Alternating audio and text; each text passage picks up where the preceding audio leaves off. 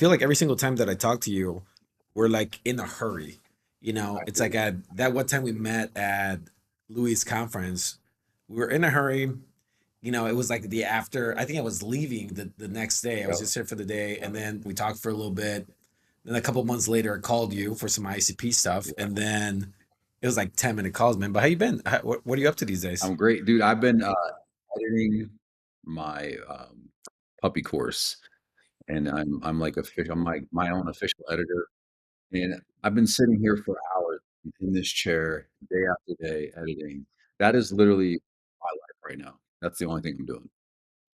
Yeah, I was gonna say, yeah, same thing with us. I gotta send you some of the stuff we're working on. It's the first thing that we're launching is a dog socialization platform, like teaching people how to socialize their dogs safely, introduce dogs to other people.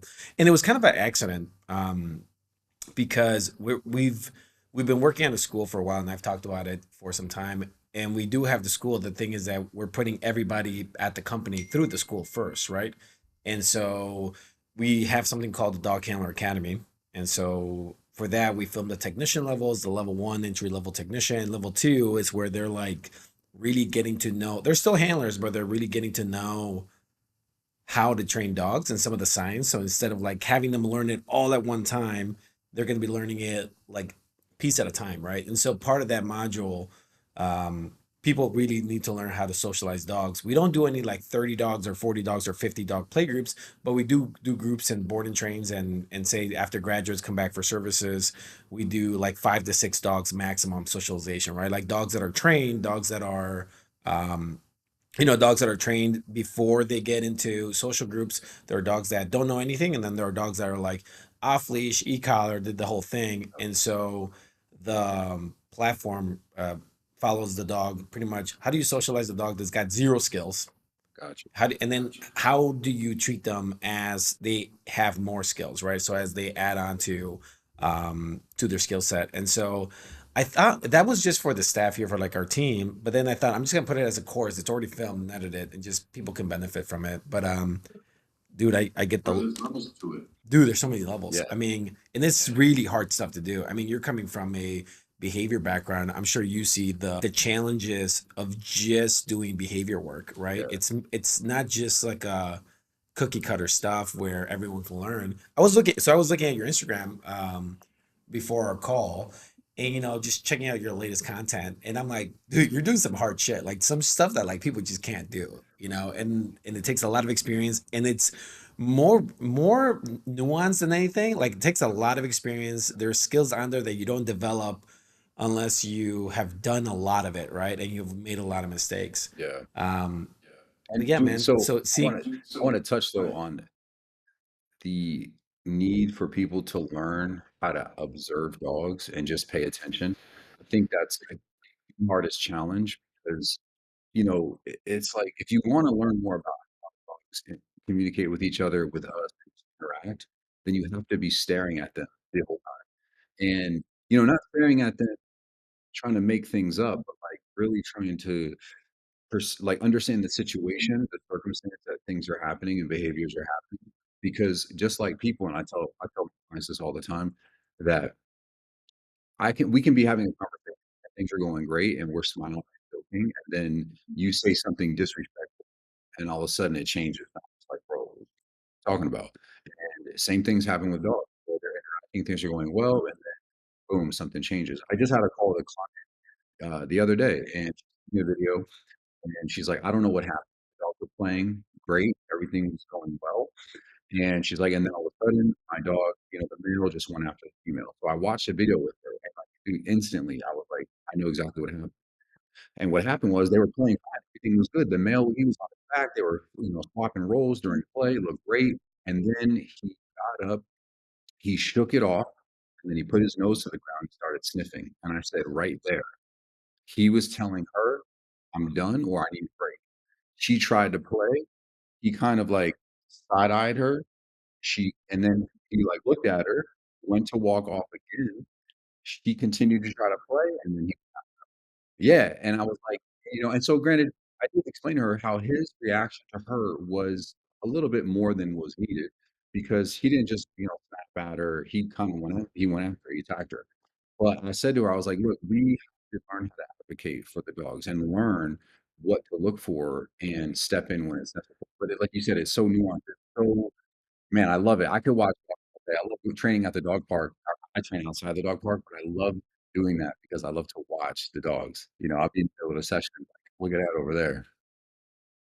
One of my favorite things to do is honestly socialize dogs. I mean, Yep, kind of to what you were saying, all the little nuance detail stuff. And I put a lot of content out there over the years for like bite work and just stuff that I like to do. And so the the secret that we're pretty good at socializing dogs. I mean, we spent a lot of time. We did about a decade of pit bull rescue and socialization. And so that in itself, you learn so much. All right, guys, thanks for tuning in. We're back here at the studio, and welcome back to the Dog Tribe podcast. So we're over here catching up with Antonio. Antonio, welcome to the podcast. thank you. We've been trying to connect for quite some time. I mean, I scheduled this like over a month ago, Yeah, right? yep. Yeah, yeah. I was like, man, this guy's super busy. He's like in April, but no, I think, dude, scheduling stuff out is so much better than like last minute things. Yeah. So I wanted to, talk to you, catch up. Your business is leader of the pack, huh? Yes, sir. Leader of the pack, canine training, Yep, in Las Vegas. and in Las Vegas. So when I first invited you on, I wanted to talk to someone that's done a lot of behavior work because that is, dude, super complicated. It's not easy. There's a lot of people that try to do it, and there's, very few people that do it well, right? You being one of those people. But I like to start to get to know a bit about, your background. So how did you get so good at dog training? Because you're pretty good. I mean, you have a lot of Thank you. like natural instinct. It's kind of what I've seen. So yeah, man, the floor is yours. Tell Oh, us, man. tell us what you How far back how should I you got go? your skill. Just what got you started in dogs?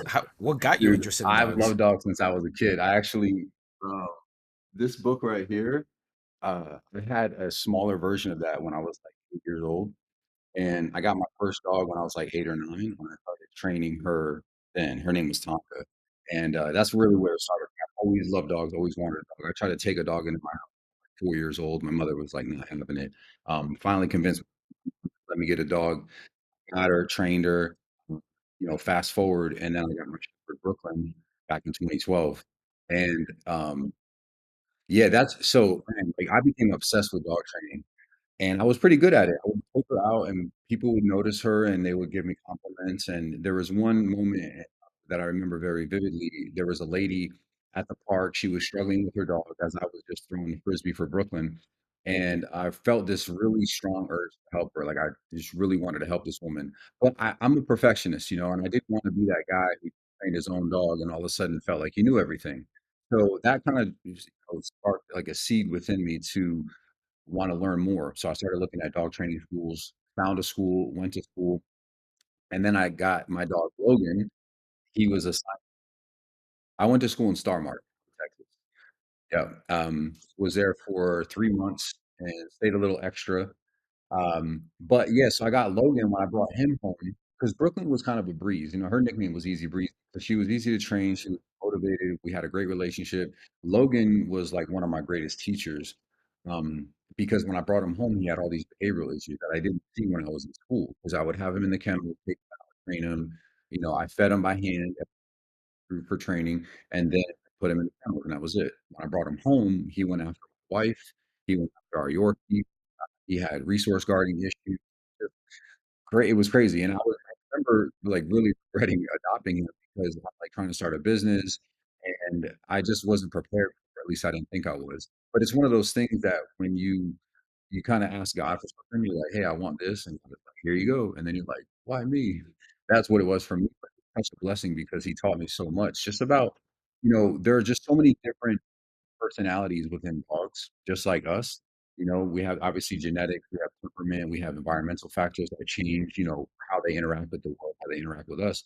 And I made a really considered get to know him and learn about him. And then I started to see little versions of him in other dogs and started to realize that, you know, I mean, I knew it already that dog behavior isn't very black and white.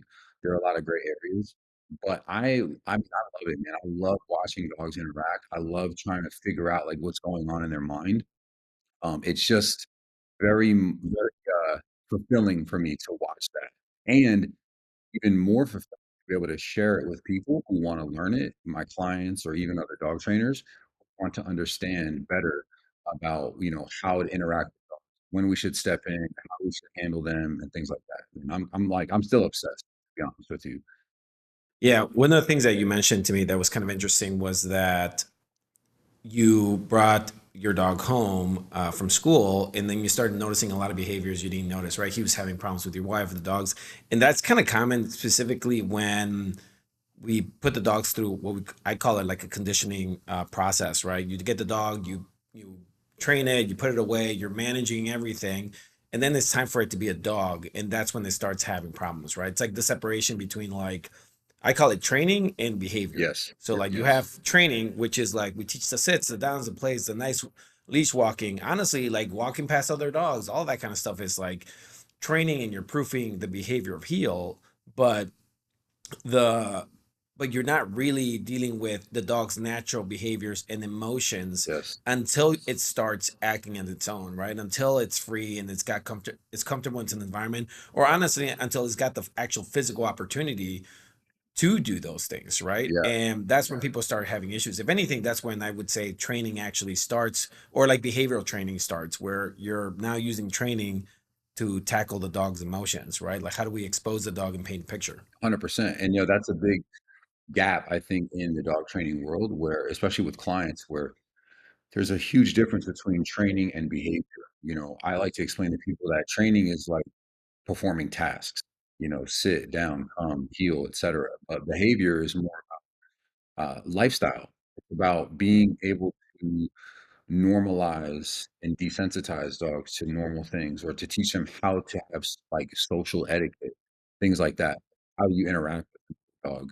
How do you interact with people? How do you interact with the world? Because the dog can't always be in an obedience command. It's unrealistic and it's really not fair to the dog. And for me, I one of my biggest pet peeves is seeing trainers that force obedience disguising it as behavior change and behavior modification. It's ridiculous. It's like teach the dog how to just exist, and a lot of times when I have behavioral cases, that's one of the things I emphasize with my clients. Let's teach the dog how to exist around triggers, and then we can layer in obedience. Because if you're just forcing obedience, then you're kind of masking the problem. Like, yeah, the dog's in a sit, but what happens if you let him go out of a sit? Now you have aggression. So why don't we deal with the aggression in the way the dog feels and views the situation, and then we'll sit and things like that. That's actually really interesting because a lot of the time I feel like the opposite is the approach where a lot of trainers take the dog, they try to build skills into it, and then they try to take those skills out and about. But you're basically saying you take the approach of getting them used to the environment and dealing with any sort of aggressive behaviors first, and then teaching the things that you need in the environment. Yeah, usually that's my approach. I mean, I'll change it depending on the dog, what they know, but for the most part, it boils down to that for me. It's like let's address the way the dog feels and or views the situation and try to get understand like that behavior is not You needed. were saying about your training process. So yeah, what does it look like when you have a behavioral case, you have a say an aggressive German Shepherd. What's your start, and then what do you hope to achieve towards the end of the session and the program? Yeah, well, to be honest, everything I do is very custom tailored to the dog and the client. I consider myself a rewards based balance trainer. And what that means for me is that the balance part, anyway, is that I take into consideration the owners as well as the dog equally. So there are a lot of situations where I try to understand the client's lifestyle. Obviously, if they have an aggressive dog, is it even aggressive to begin with? Is it defensive? In a lot of cases, most dogs That's important.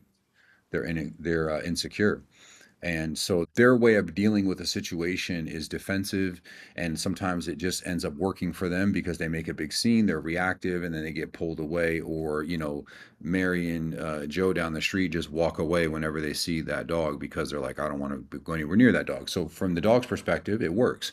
So I try to first help people understand where the dog is coming from with their behavior. I try to do as much questioning and fact finding as possible. And a lot in other cases too, I find out that dogs are bullies, so they've learned to use their behavior to control others in the household or even outside because they think that it works. So I try to frame it for people to understand the root of what's happening, and then I Mhm. present them the action plan, right? What are we going to do to address it? Are we going to focus on trying to make the dog feel comfortable through, let's say, initiating positive reinforcement tactics and techniques? Or are we going to layer in corrections first and go, we're going to put a stop to this? In my experience, I mean, I'm oversimplifying it, but it kind of boils down to that. For me, I'm either going to start with lots of positive reinforcement because I can see that the dog is really just being defensive.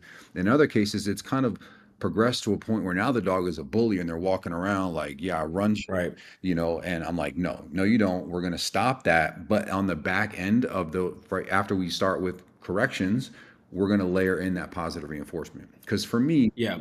I mean, I love to use just all four quadrants.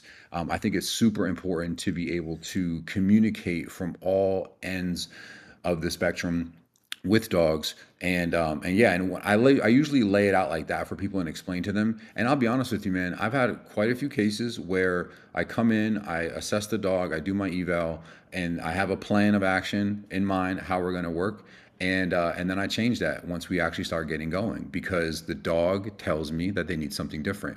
One case comes to mind. I had a Tibetan Mastiff, and it was clear to me that the dog was very defensive, very nervous, Yeah. secure. And I was like, look, we're going to start with lots and lots and lots of positive reinforcement. I talked about the use of an e-collar, and how that would probably be effective if needed. Mhm. First session, I was like, we're going to put the e-collar on the dog because here's the reason. Because the idea for this woman who was probably like 115 pounds soaking wet, handling her 120-pound dog and trying to like hold him back and like give him positive reinforcement is like it's just unrealistic. And this is what I mean for me where I take the client into Right. consideration. So I said to her, hey, let's just switch gears real quick. Let's put the e-collar on the dog. He was reactive, appropriate level, ramped up to the point where he stopped, and I was like, okay, we're going to rock with this level. And then I presented him with a couple of opportunities to be reactive. He did. He got corrected. Offered him again another opportunity. He didn't react. Now we started layering in positive reinforcement, right? Praise, pet, reward, etc. And it was like, man, there's just the way that the dog just started to understand it. Like, okay, don't do that, do this instead. And it's like, I Right. live for this stuff, man. I absolutely love it. I, I want to ask you a question. So when you're delivering corrections, do you mark and have the handlers say no or give a punishment marker before they correct, or do you allow the behavior to be the consequence? Yes. So it depends on the situation. I typically with like reactive dogs, Mhm. I will typically have it be an act of God correction. So the behavior Okay. yields a consequence, right? And nobody has to say anything. And I do that mainly because I want the dog, in an ideal situation, I want the dog to understand that whether the owner is looking at them or near them, that this behavior is not acceptable and it has nothing to do with the owner. It has everything to do with you, the dog. You control, in a sense, what happens to you based on your responses. There's one dog that comes to mind where that was the approach initially, but for whatever reason, it seemed like it was amplifying the dog. It made the dog got a little bit more frustrated. And so I said, you know what? Let's try marking it first. And it Right. worked Yeah. great. I would usually mark the behavior depending on, like, I'll give you an example. If it's excessive barking, typically I say to people, let's mark it. And the reason why is because most people want to allow some barking. I would even recommend it because I don't want to completely shut a dog down in Mhm. who they are. Some dogs are going to be more vocal. Right. They need to bark. Yeah. Yeah. So I say, okay, we'll let them get away with some barking, and then we'll tell them quiet or knock it off or enough or stop, whatever word you want to say. We'll mark it, and then we'll give the correction. So we're the ones that tell the dog that's enough. So I think for the most part, it's with like blatant crazy reactivity, no thought involved. I'm going to do act of God. If I want the owner to be involved in it, then I'll have them mark it because there are some situations where I want the dog to know that it's coming from the owner. The owner's telling them you need to knock that off. Yeah, dude. And there's a lot of nuance in issuing out those those corrections. And to be honest, I don't think I've had this conversation outside of the department, even with a bunch of trainers that I've talked to over the years. It's it's so important that like 9 out of 10 for me, I am like active God correction, right? Specifically, if it's a young dog, there isn't a lot of history of aggressive behavior or reactivity. Typically, the dog's like, oh, just don't do that, right? And recently, there are two dogs that I was like, okay, this is more what we call it a personal correction. That's what I call a personal correction. Okay. Like this is it's me that I'm unhappy with, and I'm connected to the sensation of the e-collar. In some cases, it's for me, it's the sensation of a light sensation of a prong collar.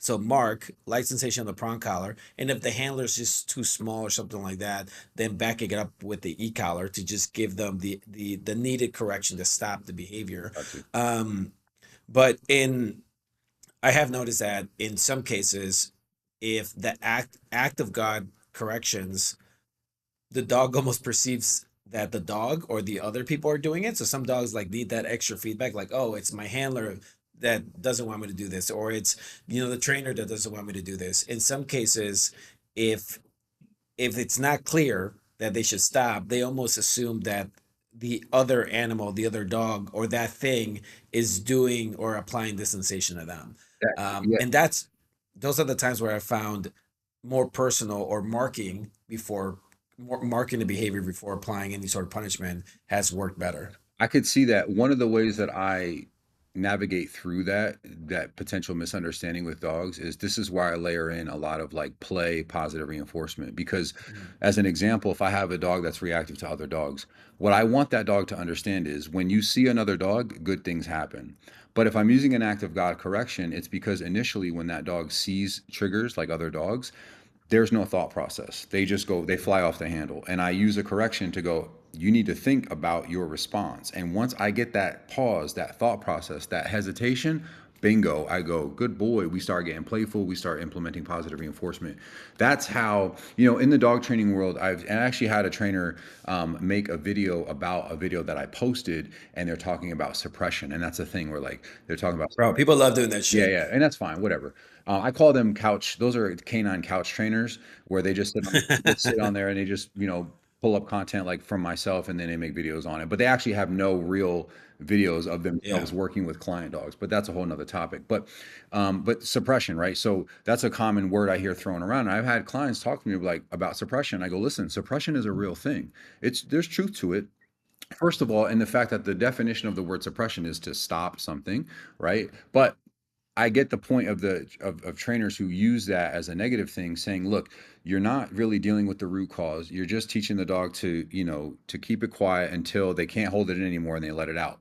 That's a true thing. That's a real thing, and it can happen. And the way that I get around that is by using positive reinforcement to show the dog, look, it's not the dog that's creating the consequence. It's your actions. The presence of Right. dogs represents good things. When we see dogs, and that's why it's so important for me when I'm working with like dog reactivity, is to expose the dog to so many dogs so they can see time and time again, look, there's a dog over there, there's a dog here, there's a dog here. Nothing is happening to you. And because nothing's happening to you because you're not doing anything, you're calmly observing, you're ignoring them, etc. So that's how we get around that. Because I agree with you. If you're only giving corrections, then it's easy for the dog to start to go, okay, well, it seems like every time I see a dog, I get corrected, but that's not true. Right. Your reactions that are causing those consequences.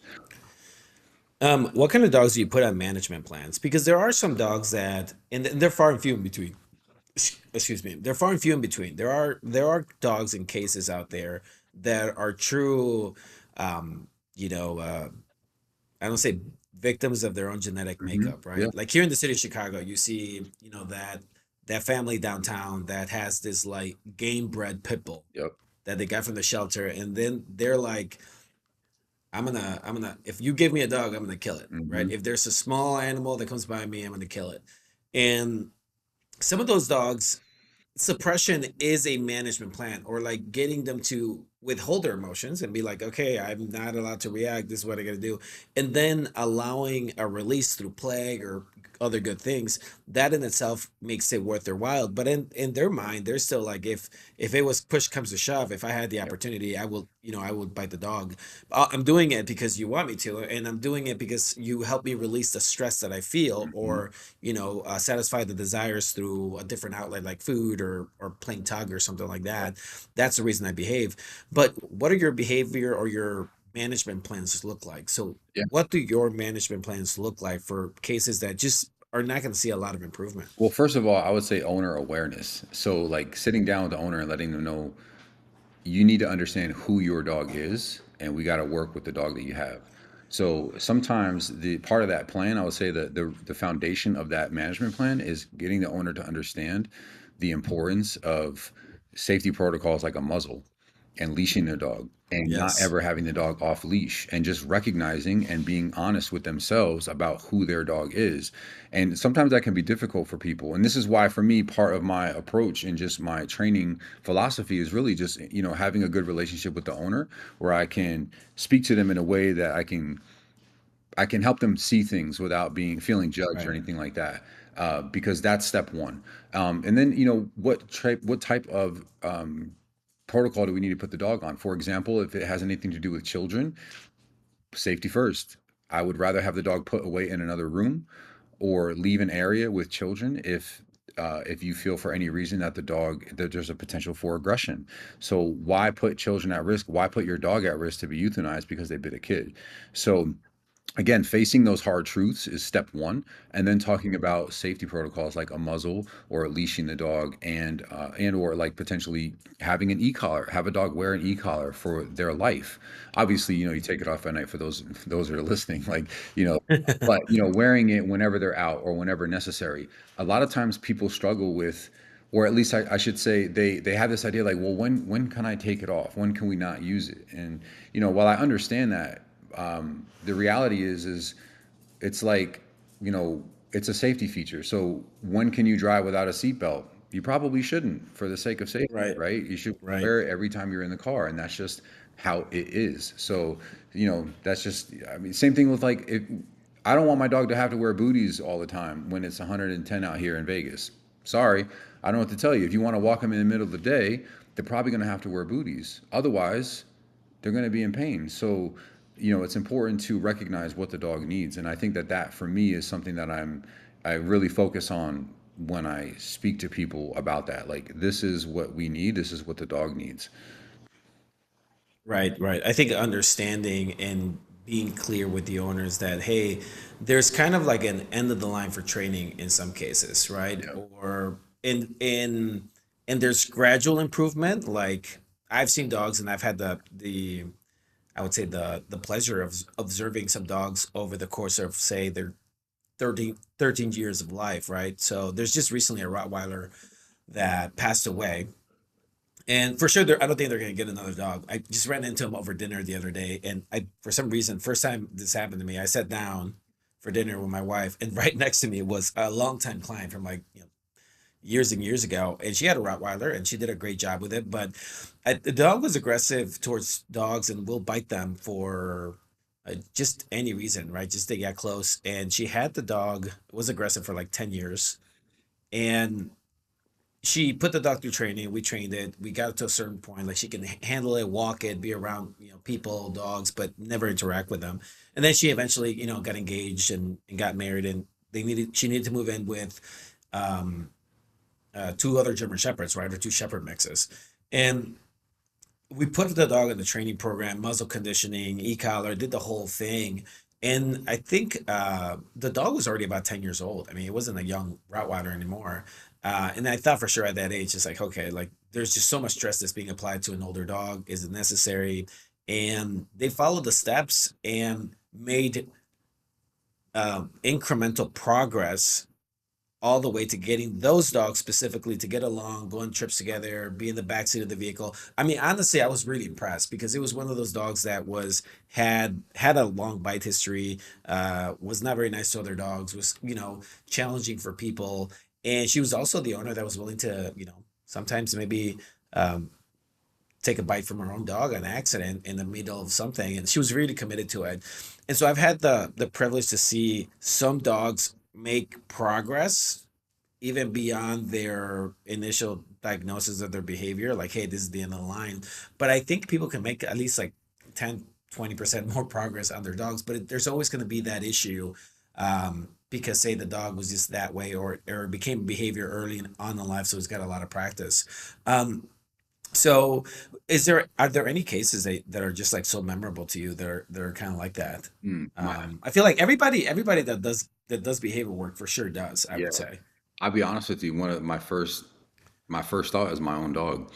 You know, one thing I'll say before I jump into that is that it's to me, it's like I really want people to understand that when you're dealing with behavioral issues, I gave a couple of examples. One is I used to be a smoker back in the day, and as a human being, as a man, I decided one day that I didn't like smoking. I didn't want to smoke anymore. It was bad for me, and I wanted to live a healthier life. Okay, so I made a conscious decision to stop a behavior. Yet I still had urges to smoke. And those urges, even though I was aware of them and I didn't want to smoke, there were some times in my process of quitting that I would go out with friends, have a beer, have a drink, and then I'd be like, all right, I have a couple of hits of a cigarette. I don't smoke anymore at all. But the point is that even as a person who made a conscious decision to not do a behavior, who had a bad habit that I wanted to stop, Mm. I still struggled. Now, That's a good one, you look man. at a That's really dog, good. they have no conscious awareness that their behavior is bad or wrong. It's who they are, it's what they do.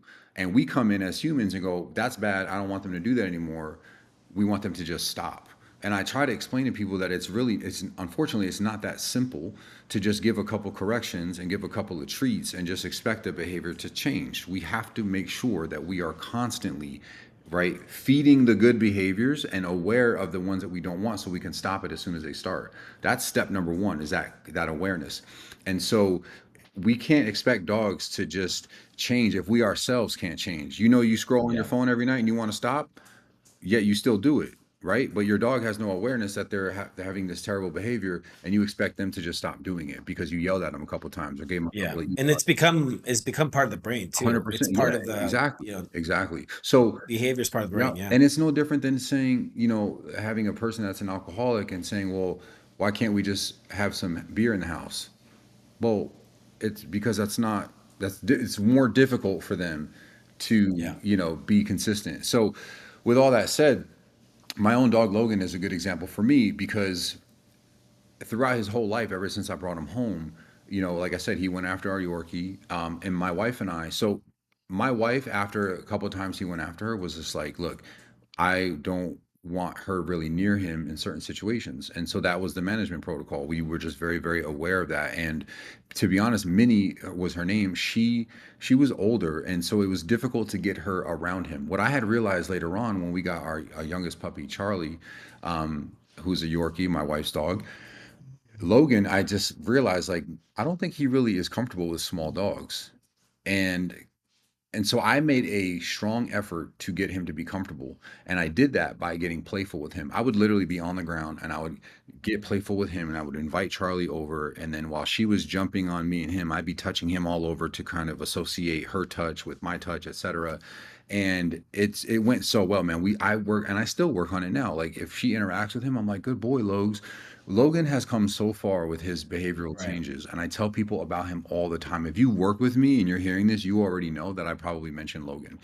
But I tell people this all the time. Even now, if you were to meet him and you were to pet him, I would be like, good boy, Logs. One of the first times I saw him act aggressively, what I thought was aggression, was one of my classmates was going to show me something, and she's going to show me with Logan. She says, "Is he cool if I touch him?" I was like, "Yeah. I mean, I've only had him for like 3 weeks. He's fine, you know." And no, he was not okay. She leaned over him, and he like snapped at her, and she jumped back, and I was like, "Oh my god." Did you get him as a puppy? Like he was a puppy when No, you had him? well, they said he was 3 when he was assigned to me in school, but I think he was about a year, no more than 2. Oh So wow. that was in So they 2019. so they gave you basically a rescue dog, They or gave you us got it they rescued. gave all the students, we all got shelter dogs. Okay. They would eval the dogs. And so again, Bro, that's hard, dude. yeah, That's hard though. Like to get a rescue dog and have to train it during school. I yeah. mean, that's like advanced stuff. And Yeah. he was a again very sensitive, timid dog. I remember trying to play with him with like I thought I had one near like one of those little squirrel things that you like put a water bottle in and has a Yeah, squeaker yeah, in yeah. the tail. I wiggled that thing around, he ran away from it. I tried to use him for clicker training for like tricks and stuff in school. Scared of the clicker. He was scared of the clicker. He couldn't even listen to the sound of a pen. So I had to desensitize him to all these things, you know, and then I bring him home and then all of a sudden he's acting aggressively. My wife goes to put him in the kennel, he's going after her, right? Our Yorkie walks by him, he goes after her. Where he's eating food, anybody comes near him, he's showing his teeth, going crazy. So like long-term management, we still manage him now. For example, if we're going to give him a high value bone, like a marrow bone or a rib bone, we put him in the room. Why am I going to let him lay out here and then have Charlie potentially roam free? If he's out here then eating his bone, which we have done in some cases, Charlie is either under direct supervision or she's in her kennel. So, but most of the time, and here's a general rule I tell people: separate your dogs when you're giving them high value items. Why? Yeah. It's a healthy way. I like to say have healthy distrust. It's just a healthy approach.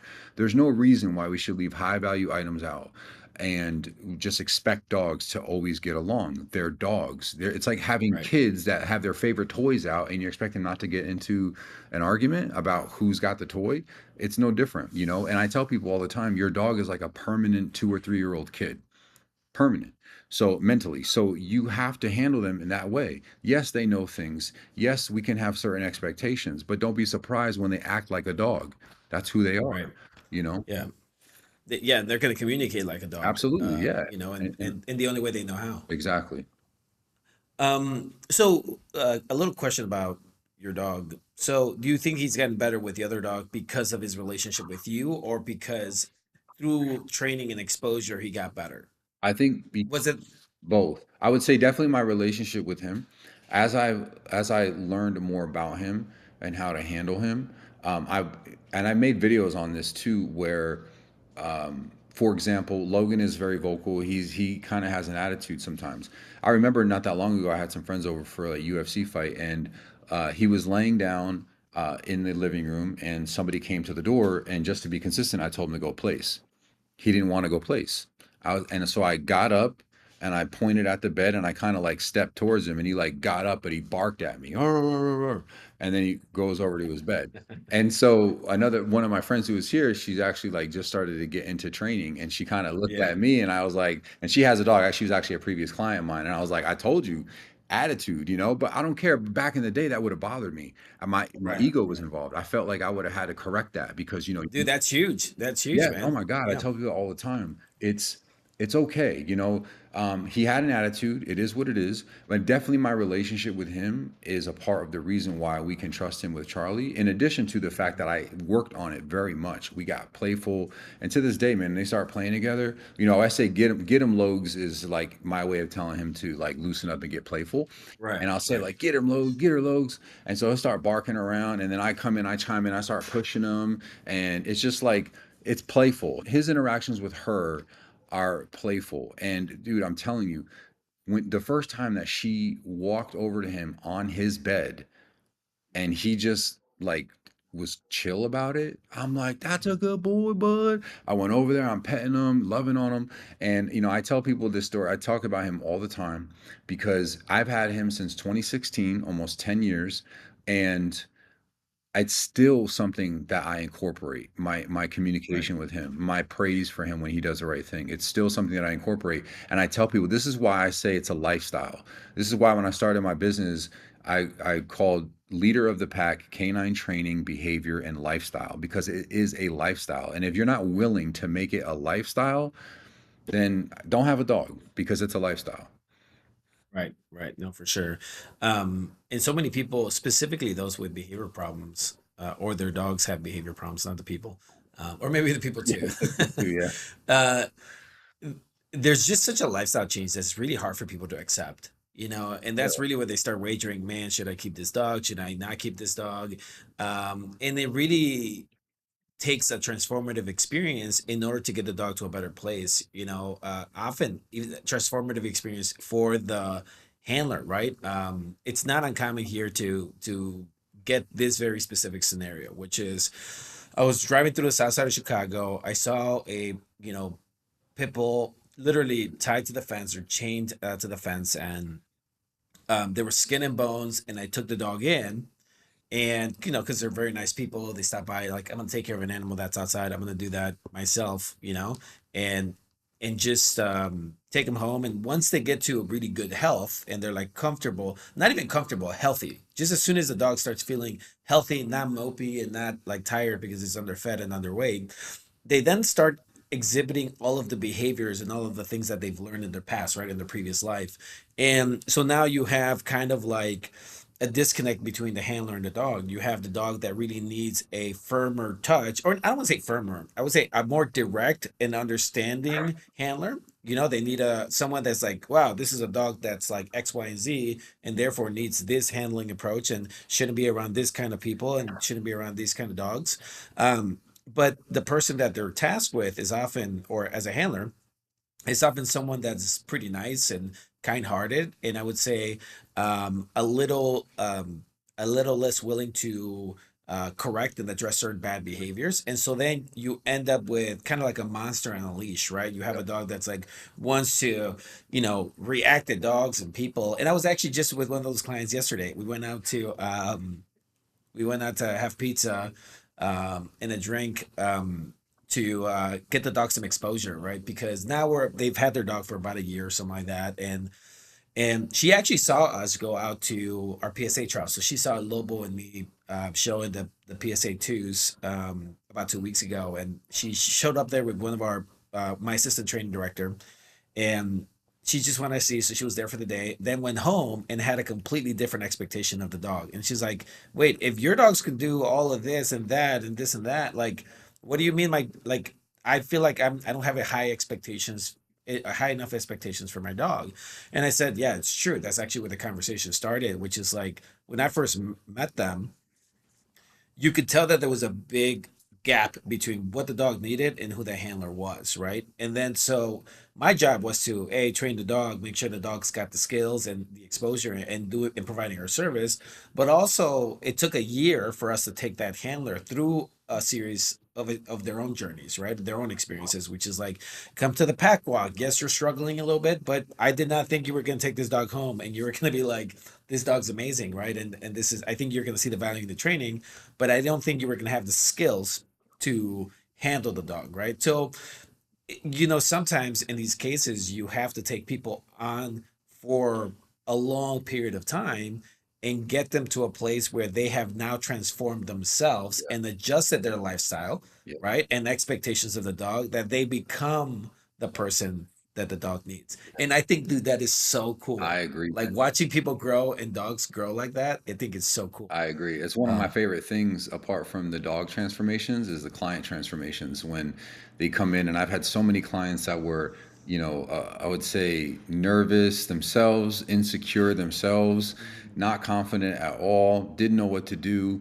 And I just love seeing them become like their full potential, as a dog owner. And I often have told people that even if you're not confident, it once you start to have like a good system in place, good routines, that's how you build confidence. Knowing what to do is like the first step in becoming more confident in a situation. When you don't have a clue what to do or what to make of a situation, to me that's like one of like a root of a lack of confidence. And just on to your point too about getting a dog, especially like an emaciated dog, and not necessarily giving it the structure, all right, and the rules and boundaries that it needs. I've heard this term. I don't know where it came from, but I think it's a fitting term called the abuse excuse. It happens a lot when people Dude, when people that's a good one, man. yeah, That's a good yeah, one. it's Yeah. so true though. When people bring in dogs from rescues or a shelter or whatever, they adopt a dog, they find a dog, and they just assume that the dog was abused, even if it was. But a lot of times it's an assumption, right? Because the dog Most of the time it's an assumption. yeah, Like because most a of the lot of time. times in Yeah. my experience, it's actually lack of socialization that Yeah. has dogs acting the way that they act. and whether it's shy, timid, etc. But it's not necessarily abuse. But even if it is, it's still to me an excuse. Like, okay, yeah, the dog was abused, but are you abusing them?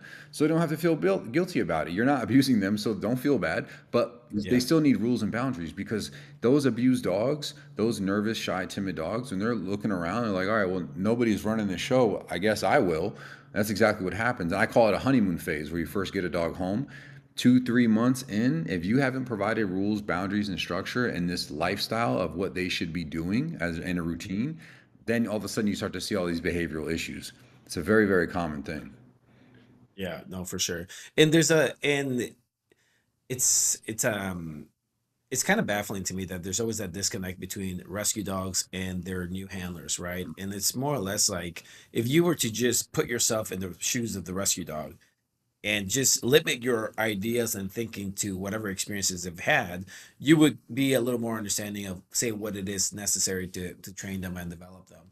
Right. And that was a really good one, a really good term, the abuse excuse, right? Right. Because, like you said, most of the dogs that are from a rescue situation, most of the time they've just been neglected, right? They're neglected, which is not okay, but they're underexposed, right? They were limited to a backyard or some sort of bad breeding situation.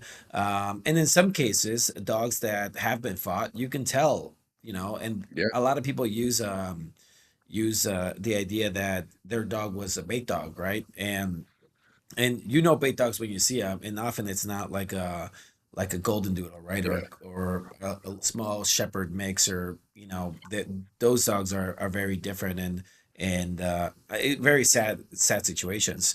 Going back to some more behavior stuff, what are your thoughts on medication for dogs? Is that something you deal with, have seen it, Yeah. or what's your experience with it? I personally, I'm not a fan of medication. I'm like, yeah, and this is the thing. To be completely transparent, it's the way I view and operate my own life. If I don't have to take medication, I'm gonna try other things before I resort to medication. I'm not against medication, to be clear. However, I really do think that should be a last resort. I don't understand this idea of like putting dogs on medication before implementing rules, boundaries, structure, corrections, limitations, things like that. It doesn't make any sense to me, because we could potentially transform a dog through proper handling, right, and a Right. balanced approach before we would have to basically put them on a lifetime prescription plan for medication. I'm not a fan as a general statement.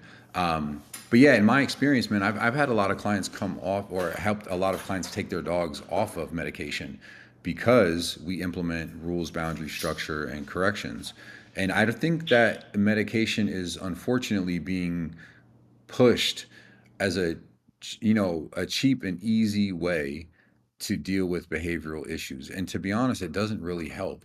And not to get polarizing here, but in the dog world, and I'm sure uh, there are trainers that would say, if if you use an e-collar, you're cheating, and you're That's right. putting, if you're using corrections and tools like e-collars or prong collars, like, you're cheating and you're not really training. Well, how much sense does that make to just prescribe dog medication and say, Right. okay, well, here's a behavioral issue. Let's just put them on trazodone or Prozac. And then what? Is that not, to me, that's the most obvious form of cheating and not dealing with the problem. Right. You're literally just putting the dog into zombie mode instead of addressing the issue. So yeah, I'm not a fan. I don't recommend it. And some people might argue that I'm not in a position to make that statement. I would disagree.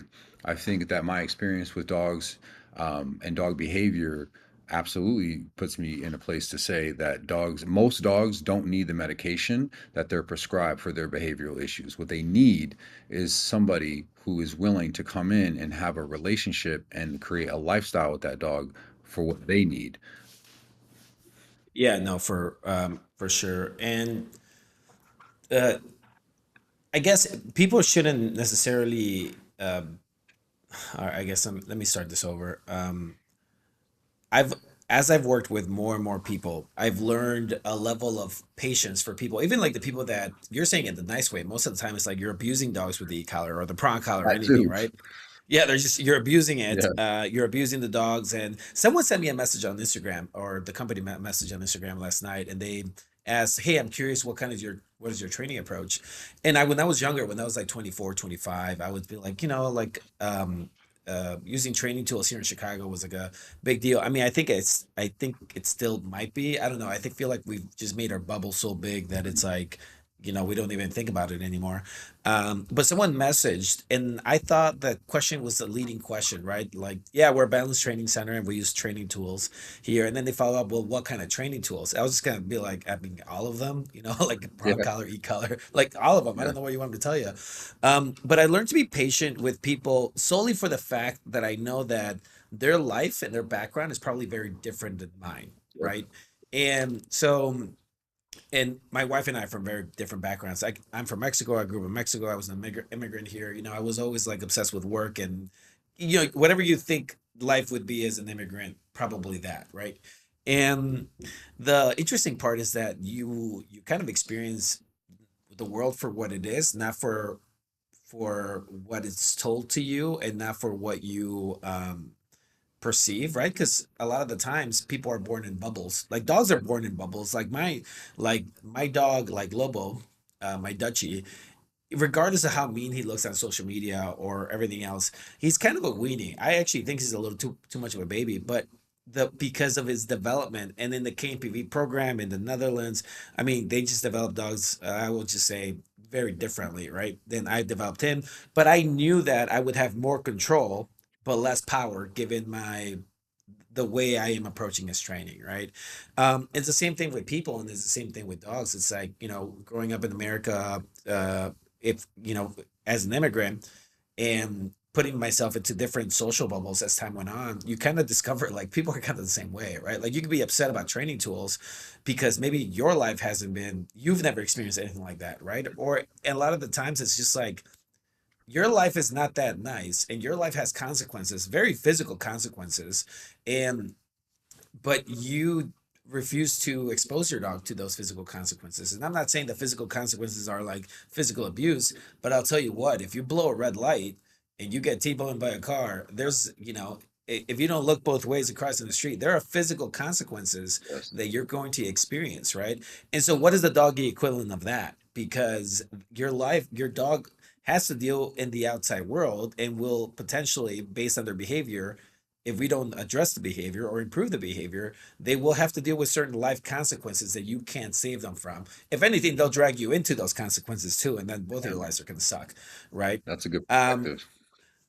but that's kind of the way I looked at it. Is like a lot of people just they just we're all born into the situation we're in, right? Like all the dogs and everyone on this planet is really whatever the situation is, whether it's fair or unfair or better off or worse than others. It's kind of interesting because it's very clear in dog training.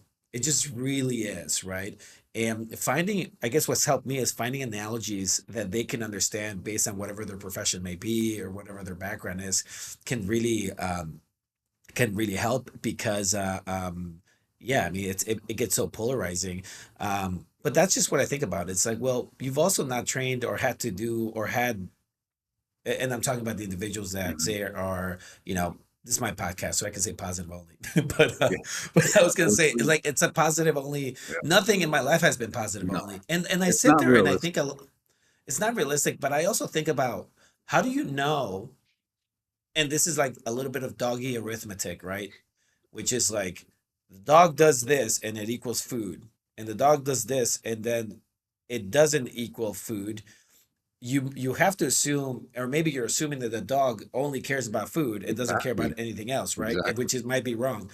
And so I just think about that a lot in terms of how, in order to understand the relief of stress, you must have stress, right? In order to feel the relief Yes, or appreciate food, you must have had actual hunger. Not a little like, oh, I'm a little hungry, I didn't have breakfast today, but like actual hunger, yeah, right? And when you choose like and that's what I think about a lot. It's like people are they're not putting their dogs through conditioning processes. In fact, I would argue that most dog trainers are not actually training. The dogs are and this kind of was out. I want to hear what you think about this because, in my mind, when I watch people train, I get real technical with our trainers now. I carry like a little counter, a little, you know how people at Home Depot use them I to know count how exactly many what you're people were in saying. the Yeah, building? yeah. I carry a I'm little excited to hear counter how with you me. use it. I know what you're talking about though. So I just use it and I count how many mistakes a trainer is using in the session, right? Dude, and they drive me. No, I'm sitting there that at a sounds like something I would do. Oh my God. dude. It's I mean it works. It works because dude, once they start hearing the clicking, they're like they're almost like start like thinking about what they're doing some Yeah. more.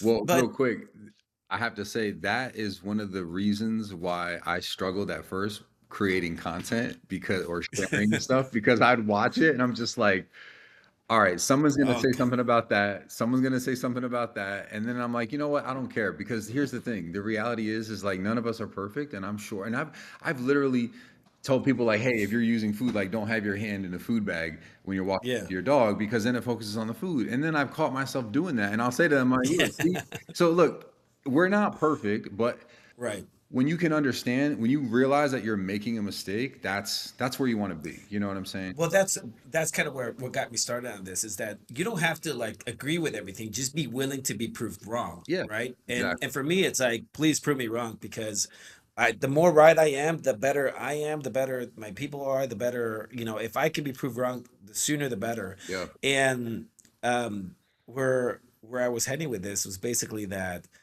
there's a proper way of training dogs that communicates the idea. So like if we boil it down to like super simple stuff, we're like we know that if a dog's hungry and we're like clicker food, the dog's gonna build a conditioned response and say, oh, clicker means food, and eventually get really excited when they hear the clicker.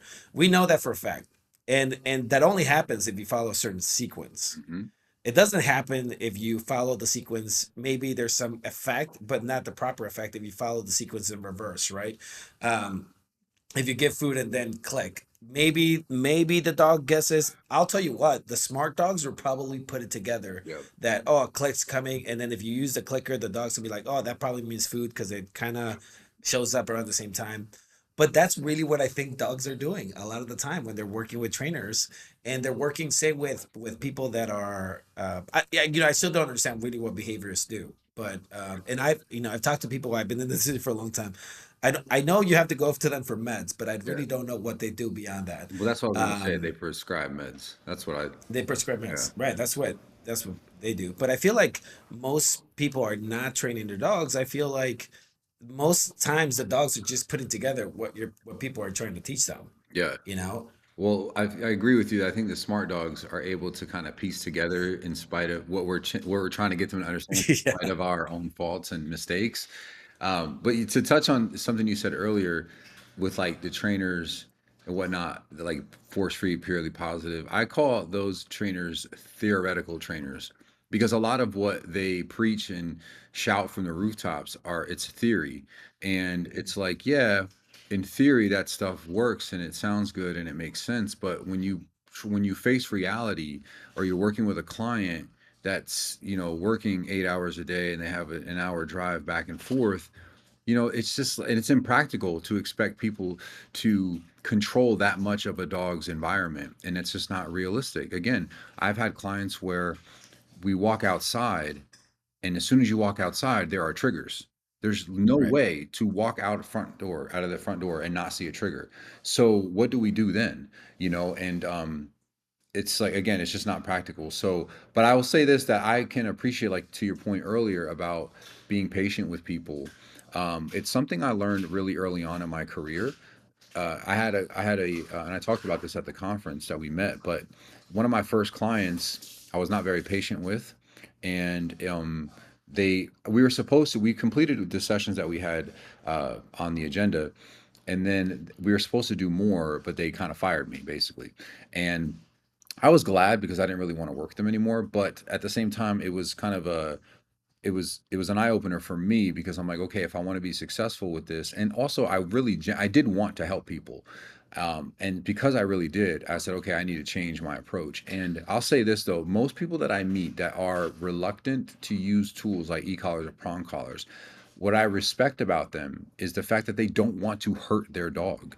And I tell Right. people that all the Mhm. time when they say I don't. That's interesting. Yeah, and I say I'm happy to hear you say that because I really don't want to work with anybody that's like wanting to lay the hammer on the dog. I think that it's good to not want to do that, but then again, it can sometimes be a challenge to get people to take that leap and go, listen, you need to be more firm. And I think Yeah. it helps though when I provide demonstrations and I say, here's what your dog can achieve, but you need to be willing to be more firm with them. And it can really help them. But yeah. Yeah. I mean, that stuff happens and it shows up pretty early. And there's just nothing you can do. I mean, I've learned that in dog sport. Like if there's one thing that really I don't say burned me out in dog sport because I still do it and I enjoy it and there's people that coaching, but really took a toll on me was when you could forecast what things are going to happen, but then the people around you are learning, so they don't really believe it, and then everyone's in their ear about things, right? Mm, And so then you see a dog that can be very crystal clear and do really well in sport, then start building confusion and frustration, and then not do well, right? And then this is kind of like the scary part for the dog is that a very talented puppy that it can be that follows a certain training sequence for sport or work, they then start being treated differently by their handler because the handler's teaching too many things because the handler's probably new and learning too many things. And so they're applying everything, but the things that they're applying don't complement each other. So the dog's constantly trying to like figure it out. They're frustrated. Something that was easy is no longer easy. Sessions have this built-in frustration and um, frustration and arousal. And what ends up happening is because the dog's confused, they don't perform or they don't learn as fast. And that's where people grab the bigger hammer, right? Is instead of saying, whoa, whoa, whoa, did I confuse my dog? yeah. Is there something wrong with my dog? Am I being clear with my dog? Do they understand what I'm trying to teach them? Instead of doing that, they're just like, man, this dog's dumb, right? This dog's dumb. He's stubborn. He doesn't listen. They're both, and then that's where people grab the bigger hammer or the prong and stuff like that. And I was one of those guys, maybe like 10, 12 years ago. I went from like being a positive only trainer. So I don't know if you Oh, knew this. I no. was a positive only trainer. Um, and then I went fully like the opposite. Just because I started working with aggressive dogs, right? So I was the guy that was like, um, throwing cookies at the bull, and like throwing like treats at the bull and kind of confused and doing the ground class with the blinds. You, Mm, you remember that? I used to help in the ground class with the blinds and to keep the dogs behind the blinds. And I don't know, I kind of get the idea now as a more seasoned trainer, but back then I was just like, man, what are we doing? Right. And then I mean, I was so confused back then.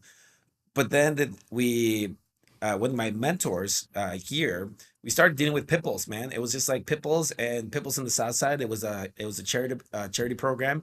We were dealing with guys, honestly, guys from the hood. They had their pit bulls. The whole angle was teach them about dogs and build compassion for people through animal training, mm, right? And so we did that, and I mean, that was kind of the method they understood. That was kind of like the dogs understood that method. If you try to offer them food or get them to lure for food or do anything, they would just be like, I don't know how to do that, bro. Like mm. the dogs would just be like that. Doesn't That's a compute. skill. Yeah. It doesn't compute. And you see it such a early on, and that's, I guess that's kind of what frustrated me is that whatever they don't do in the moment that is appropriate, they're gonna have to do later with interest, is what I've seen. Like no one ever escapes it. And if I learned that with my dogs, where I saw Lobo and I was like, oh, I let him rip up a blanket in the crate because I thought it was so cute. I just let it happen for a couple of seconds or a minute or two. And I was like, yo, he's just chewing in the blanket. And then I turned around and he had like shredded the blanket, right? And I was like, oh, what the hell? That was my fault, blah, blah, blah. But then, oh, it's just because I didn't exercise him enough. I let that become a behavior. And then, dude, if he gets angry or he gets frustrated because I put him in this crate, you have never seen a dog make confetti the way my That's dog funny. does, right? He will like he might as well put it through a paper shredder. That's how it looks. It doesn't matter what it is. It could be a Karanda cod or whatever it is. And so, but I know how that happened. I'm not confused. I Yeah. look at him like, man, I really should have done X, Y, and Yeah. Z. I tell other people, it's like, hey, you really should do this now because if you don't, this is what it's going to turn Yeah. into. But you can only do that. You can't, you know. Yeah. Um, Well, I think a lot of too, especially when I have clients with puppies, I preach prevention. I'm like, listen, I'm not saying that your dog is going to become this, but we can guarantee that they don't pretty much if you just follow these tips. Like a lot of it is prevention. I have a similar story with my dog Logan. Matter of fact, I have this pillow that we usually have on this chair, and it's this pillow. Be kind to animals or I'll kill you. Right. This Right. pillow was on the bed in our spare bedroom at our last house. One day, I come out of my office and I look for Logan, and he's laying on the bed, and that pillow is like perfectly propped up, and it was great. It was a great picture. I saw him, same thing with you and Lobo, where I looked at him on the bed and I'm like, I know he shouldn't be there, but I let it happen, and I went over to him, I gave him some affection, and I was like, oh, look at this picture. You did the opposite. Dude, for 2 weeks he was going and jumping on the bed. And I was like, dude, what are you doing? And then obviously I knew why he was doing that because I let him. And so I was like, okay, clearly this dog, and this is why I try to tell people is that yeah, sometimes it's not a guarantee, but with a dog like Logan, you let them do it once, twice, and now they're doing it all the time because Right. they're going to choose what's convenient for them. They're opportunists. He's like, yeah, I like this Right. bed. I mean, it was a nice bed, but no, you can't be up there. And for 2 weeks, I would catch him, and then I had to, put management protocols by closing the door, and then he stopped doing it. But I had to be very aware, and so. Yeah, super. It was funny that I tell again people. I talk about him all the time. Brooklyn, even when I had her when she was with us, she was great. I mean, she's the reason I got into dog training, but Logan is like the one who really opened my eyes to Right. the personalities that dogs have and like the sensitivities and the need. He made you that trainer. Yeah, he He's really that dog did, that man. made He you that really did. trainer. Yeah. Yeah. Yeah. That was my last dog. My last dog was like that. He made me the trainer I am today, just because of how difficult he was. But the thing that I wanted to mention, I just remembered, was you were talking about theoretical trainers, right? And I think that what I would like to leave with the podcast listeners with is that there's a difference between education and vocation, Mm, right? And so that's something that I like to teach here. It's just like, well, let's show you the exercises and the handling and the things that make things work, yeah. right? And this is if you do these things work. And then let's teach you why those things work. And that's a whole education, right? That's why, how the brain works, the stress, cortisol and dopamine and endorphins and all these different things. I feel like people spend a lot of time understanding those things. But the thing that I would also add is everything about dog training is true. Everything they say, everyone's right about dog training, but it does not all apply to the same dog Yeah. at the same time. Yep. And that's where people go wrong. Suppression is necessary under expert guidance under very specific dogs, right? That doesn't mean we're gonna suppress the chocolate lab that walks by. He's like, look at that dog, and wants to bark a little bit. Yep. That's not suppression. That is just teaching them the convenience of an alternate behavior, Yes. right? Saying, hey, this is inconvenient. This is what you want to be doing because it's reinforcement. But there's a difference between education, vocation, and almost every term out there that people use for dogs can be applied, Mhm. but it just doesn't all apply to the same dog. And I think that that's what people really struggle with. I agree. Yeah, it's like I just had somebody say something in a comment. I posted a video about a husky. The video was basically the purpose of it was don't punish attitude. That he got a correction for coming at a dog. He vocalized he was mad about the correction. It was like, yeah, whatever. You could be mad about it, just don't do that. And somebody was in the comment and they said, what did they ask me? They're like, how does that change how the dog feels about triggers? I was like, it doesn't, because that's not what this video is about, right? That's not what this point is. We worked on that 100%, but that's not what it's about because it's not. That's the thing. It's like, to your point, it's all true. It all has truth in it, but it's not always applied at the same time or in certain situations. There's a time and a place for everything, and even corrections and punishers. And this is where I think, and here's the thing, I know too, I feel, I guess I can kind of, I try to understand those that aren't trainers and they read things online. And listen, like I said, most people don't want to hurt their dogs. So I get why people are, choosing to not put a prong collar. I would rather somebody not put a prong collar on their dog because they don't know how to use it than to just put it on their dog and then ruin their dog. and have a Right. bad relationship or create aggression. So if I had to choose, I would say, yeah, I would rather you put a harness on your dog and wait for me to get there, and then I'll show you how to properly use a prong collar. So I understand that, there's a lot of times these tools should be really used under the guidance of a professional for most people.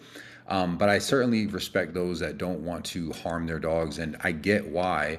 And it sounds good, and I tell people that all the time. Like, look, if I could train dogs with just treats and love and affection, I mean, that would be great. I would enjoy that. I love when I have sessions with dogs where it's fun and it's playful, and Right. we minimal corrections are needed, and we're just trying to emphasize, good quality fun time together.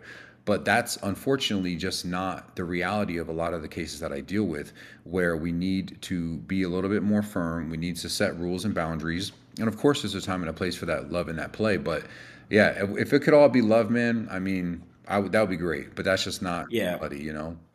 Yeah, we're not here to defend a certain ideology. We're not here to, Sure. and I'm not trying to do that. When I get questions, say like those comments on the internet, or people reach out, what kind of methods, and it's like there's not one method. I mean, what do you call it?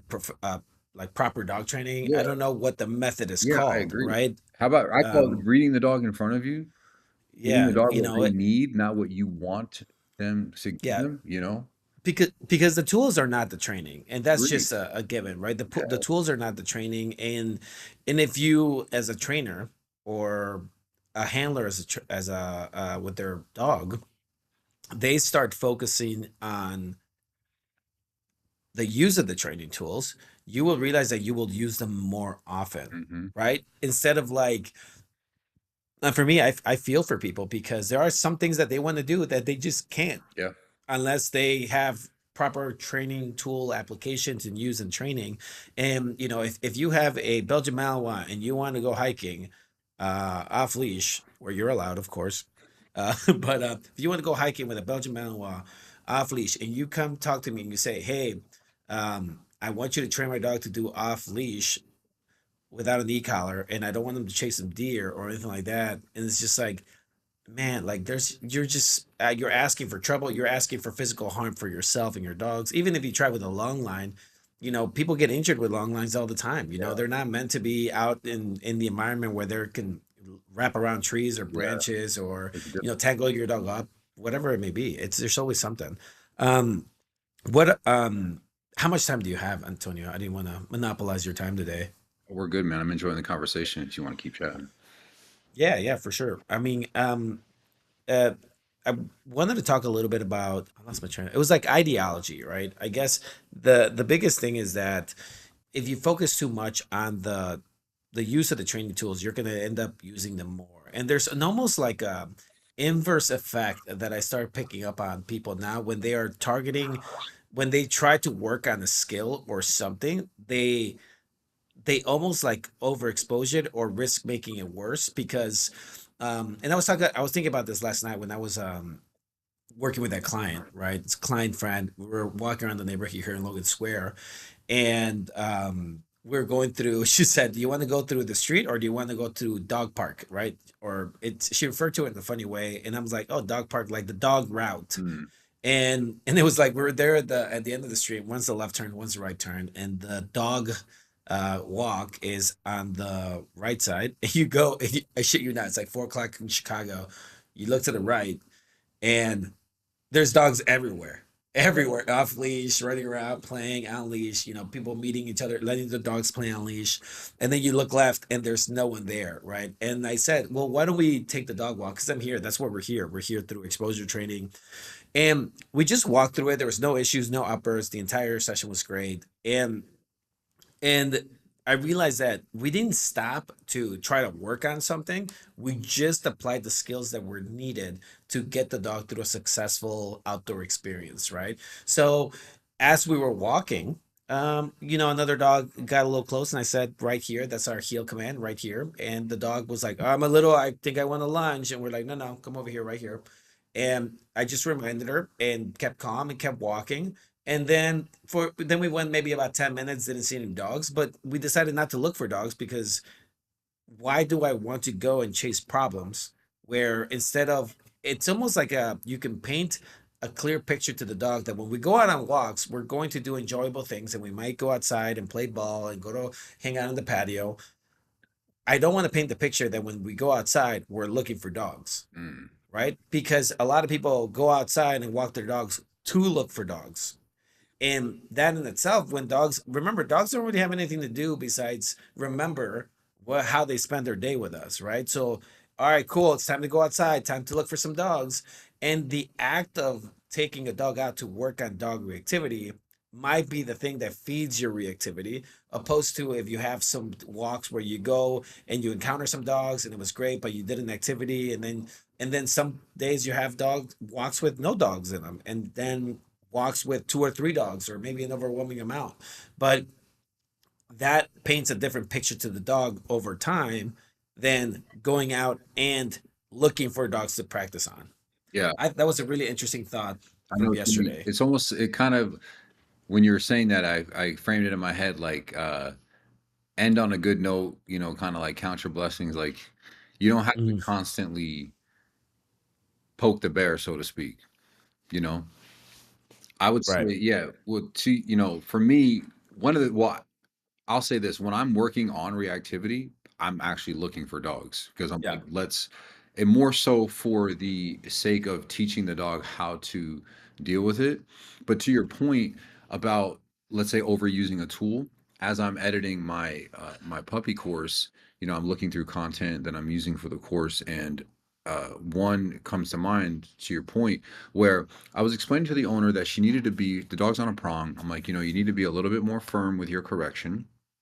And then I was doing a downstay with the dog, and I go over to praise the dog because she stayed in the downstay. And as I go to praise her, she got up, and I've just very gently said, and I gently put her back in the down. And so I said to her, I said, listen, I just told you that you need to be more firm with the dog. And I was more firm with the dog when she got up, but I explained to her that, context is everything, and the punishment has to fit the crime, as I like to say. So in that situation, I'm going over to praise her. I'm like, hey, good girl, and she gets up. It would be a bad idea to be firm with her and go, and give her a strong correction Right. because it's going to be extremely confusing to her. So I explain how, yes, we're using the prong, but in that particular moment, she doesn't need the type of correction that she Right. needs when she blatantly gets up and goes, yeah, I'm not going to be in a down anymore. Or because you walked 10 feet away, she decides, I'm done with the exercise. So I think it's really important for people to understand. It's something I preach to all my clients. You have to understand when you should be more firm, Mhm. when you should be forgiving and graceful with your dog and go, hey, I get it, I understand. Same thing. Just yesterday I had a client, we were working on reactivity, and I train at dog parks, around the dog park, I don't go in them, but there was a couple of dogs that like ran at the fence when they saw my client's dog, and she reacted great, it was amazing. So but I said to the client, I said, listen, just so you know, if she were to have reacted at that, I would have gently been like, hey, over here, a little bit of leash pressure, no strong correction. And the reason why, I mean, think about it. I try to empathize with the dogs and go, look, if I'm walking down the street and three guys run up at me and they're like doing threatening gestures, Yeah. man, I'm probably going to say something. You know what I mean? I'm probably going to get Right. defensive and be like, what's up? But I said, so I get that. I said, now, with that said, if we're asking her, giving her leash pressure, and we're saying, hey, come this way, and she ignores us, that's when I'll be a little bit more firm. Like, you need to listen. Right. But initially, I understand the knee jerk response to want to be defensive about dogs that are coming at you. So, just to give them perspective, and this is something I think, like we talked about early on, the nuances of training and behavior, where I really try to get people to understand that everything you're learning from me, it's not black and white. You have Mhm. to read the situation, you have to read the dog, and that can be very difficult for people to do and to understand, because a lot of times people would just want, and I'm one of these people. A lot of times if I'm learning something new, like if you were teaching me something new, Fabian, I'd be like, dude, just tell me what to do. When this happens, tell me what to do. When that happens, tell me Right. what to do. All right, but it's like it's more than that, and you have to really learn how to pay attention enough to know those differences, and that can be difficult Yeah. for people. No, for sure. And kind of picking up on what you said is that, you're really focused on the dog's experience and the dog's overall understanding of the world around them, that maybe some things are more important than others, right? Exactly, And yes. based on the context, right? And you're focusing a lot on the context. Like if you have like a bunch of dogs running up at you and you're a dog and you're like, whoa, whoa, whoa, get away from me. that's a normal reaction, Yeah. especially one based off of fear and insecurity. It's like the same way for people. You would react somewhat the same way. And but say for example, in that moment, people are focused and have been taught to focus on the tools and what they're doing, Hmm. then they're more likely to handle that differently. Then they will handle it with maybe inappropriate use of tools, Exactly. or because they're not focusing on the dog's overall experience and what's happening in the moment. They're focusing on, am I using the tools right? Am I doing the right thing to stop it and to get what I want? Yeah. And it is just, they're almost like ideas and thoughts that are very parallel to each other, but are very, very different with very different results, right? That it's like the difference between me correcting and forcing a dog into a sit because they barked out of fear and caution versus restraining the dog and leaving it alone and allowing it to interpret the environment.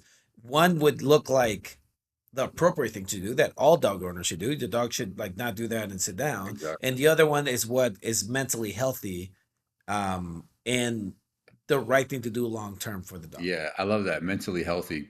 Recently, I posted a video about a shepherd who was, it said reactive or aggressive, but it wasn't aggressive. It was just reactive. There was aggression that was later on, and I still have to create that content. But anyway, somebody in the comments said something about he's like, the dog's being protective. Something like you're stopping the dog from being protective. And he called me a dimwit or a nimwit. And I thought that was funny, first of all. Dude, I love the Yeah, I names. know. But but I was like, man, this is what people think, right? Like, oh, the dog's being protective. But no, the dog is not being protective. The dog is actually being defensive. There's a big difference, Right. and there's no reason for the dog to be defensive. He's not a protection dog, number one. And number two, he's defensive because he's insecure. So letting the dog do that is not healthy for the dog. And obviously for the owners, because it's a liability. If somebody comes over and they're a friend and that dog ends up biting them, that's a problem. So Mhm. yeah, and I think a lot of times people conflate like defensive, insecure dogs behavior with protection. People say that all the time, like, "Oh, he's protecting me." I'm like, "He's not protecting you." Here's how we can prove it. He's protecting himself. Yeah, exactly, protecting yourself. But here's how I tell people we can prove it. Literally, I go like this. I say, "Let's put your dog right over there. Let's just put him over there. Whatever. He doesn't have to be in a sit down. Whatever. He can do whatever he wants. Just put him over there." And then I'm gonna come up to you and I'm gonna grab you by your shoulders. All right, I'm gonna grab you and I'm gonna do this to you, and we'll see what your dog does. Dog doesn't do anything. And I go, okay, well, if he was protective of you and protecting you, why wouldn't he come over here and have a problem with that? But it's not it. It's when I approach you and he's there, or when I go near him, that he's protective, or whatever you want to call it. Like that's Yeah. so. What's really happening is not what you think. So, but I love this. Yeah, I just love. It's not even about like proving anyone wrong either. It's just about Right. helping them see the truth of what's really happening. Because I could care less if I'm wrong. I mean, I'd be the first to admit it. I tell people that I had a client recently. She had a Rottweiler, and she said so the dog was he had barked at one of a family member that came over. And when I met the dog, I was like, I think your dog is a little uncertain about what to make of people, certain people in the house. And because her thing was like, yeah, the dog is like really friendly and da da da. And we had some friends and family come over for that session, and I instructed everybody to ignore the dog. And so the dog kind of like looked at them and growled a little bit. And she's like, I think that he's being that way because they're quiet and he's used to getting attention. And so I broke the whole situation down. I said, let me give you some clarity. You had a family member come over who the dog knew. What did the dog do? He got really up in their space. He was like all up in their business, leaning into them. I said, what did he do when the people came over that he didn't know? He leaned into them, but his head was like this, but the rest of his body was all the way back there. He was like, Yeah. I kind of want to know who Yeah. you are, And I said, and then I said, the reason why he growled at them is just because he was uncertain, because they were new. Right. And so, you know, for me, I love to be able to explain that, not just verbally, but like actually show them the example and reference back to certain behaviors that I pinpointed earlier. Like, I love it, man, so much. Like, I could talk about dogs all day long. I often run a little bit behind on my sessions, like, or a little late, I should say, over the session because I'm just sitting there talking like behavior and things like that because Yeah. Yeah. Yeah. I love Well, this is the interesting stuff. This is dude, I mean, I love protection stuff, but dude, once you take protection training or any of the bite work stuff and you really I don't know, it just brings everything together. But this is the interesting stuff. This is the stuff that's challenging. It's not easy. I get tired of talking about grip work, like grip. it. Full grip. Oh, dude, it's. I mean, I know people love it, but it's after some time. I've never gotten bored of this because I don't know. It feels a very Nat Geo, especially when you live it. Yes. When you live it and you're working with those clients and those dogs, man, you're like, man, this is crazy and it's fun. Yeah. I love it. That's why you have to love it, or else it's traumatizing for Yeah, you. for Dogs sure. are trying to eat you, or other dogs. I almost get But yeah, man, at this point. Sorry, but yeah, just to say, I what almost were you get saying? disappointed sometimes where like I'll see, on my paperwork, it'll say aggressive dog or whatever. And then I get there and the dog, when I'm like, give me the leash, and the dog is like, I'm like, Yeah, ah, man, I thought he was going to try to kill me. I kind of want that stuff sometimes, to be honest with you. Because it's more, yeah. I love to me, the bigger the challenge, the crazier the dog, the bigger the turnaround. So, Well, that's exactly yeah, it. I mean, for me, it's like helping someone that otherwise wouldn't be helped because some of the stuff that we do or that you do, that's not a very common skill. There's a lot of people that try to do it, but very rarely is it something that someone's willing to do or can do. And then there's not only the experience, but the also physical ability to do it. Like the other day, a couple months ago, I was working with a Rottweiler. He's 105 pounds. Really just about wants to eat anybody that makes him do anything, right? And so the mom is maybe, 120 pounds and like kind of smaller. The dog's and she's scared of him, and it's an entire thing. And in my mind, I'm like, I'm not going to put any of my team members past, to handle this dog or train this dog. So I've become the dog's primary caretaker while he's with us in training. Um, and, but just the physical ability to handle that dog, train that dog, have the experience to manage the aggression or see how far we can actually go within the session or paint a certain picture. Those are just combos that are just hard to find. And it's also really hard to teach those things, yeah. So which makes it even more fun when you do get to use it and push your skill set to a certain degree.